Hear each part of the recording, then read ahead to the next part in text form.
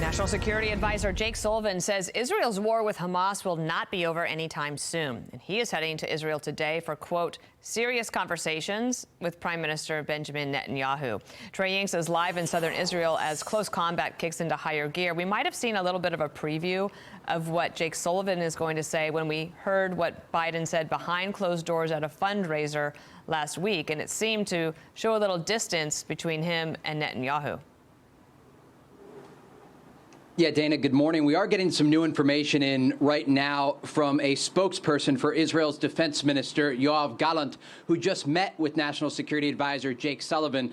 Gallant told Sullivan, quote, "It will last more than several months, but we will win and we will destroy them." An indication this is going to be a long war for Israel, and their operations on the ground in Gaza will go well into the new year. It comes as fierce battles rage on in the northern and southern part of Gaza. Another Israeli soldier was killed overnight, bringing the total to 116 since the ground operation began.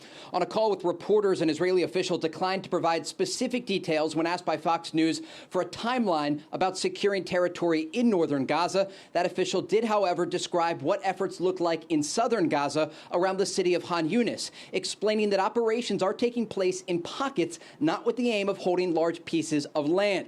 Now, with the war expected to continue for months, U.S. officials continue to weigh in on the conflict. National Security Advisor Jake Sullivan arrived in Israel today. He's meeting with top officials, including Prime Minister Benjamin Netanyahu right now. Still, though, 69 days into the war, Washington is not calling for a ceasefire.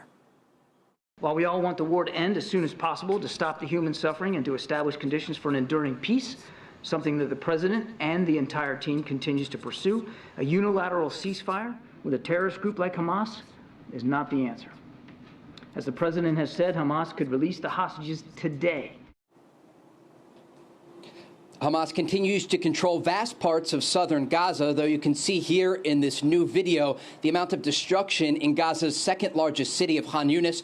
Reports indicate around 20% of structures in Khan Yunis have been destroyed. That number is expected to rise as the war continues. It's not just the southern front that remains active. More fire into northern Israel today from the Lebanese militant group Hezbollah, and the Israelis striking back. Dana.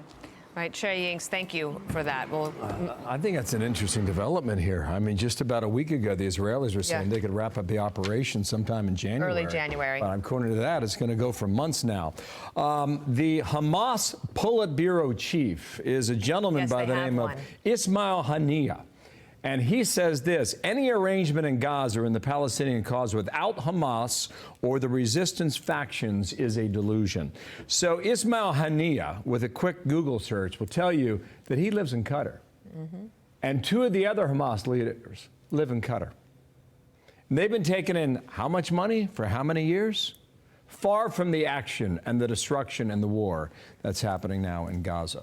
And they are protected by the Qataris there. And also, Netanyahu said this, that I want to clarify my position. I will not let Israel repeat the Oslo mistake. Gaza will be neither Hamastan or Fahdistan. So I think basically what they're saying is Israel saying we cannot live and survive if Hamas is a part of this situation. What the Hamas people are saying, folks are saying is that we're not leaving. So maybe that's why the Israelis are saying this war is going to take a little bit longer. It could. And depending on what happens in the West Bank, whether it remains to have these little flashpoints that we hear about all the time, or whether it gets greater than that, is something that we're going to take into the new year, and hopefully it doesn't go that way.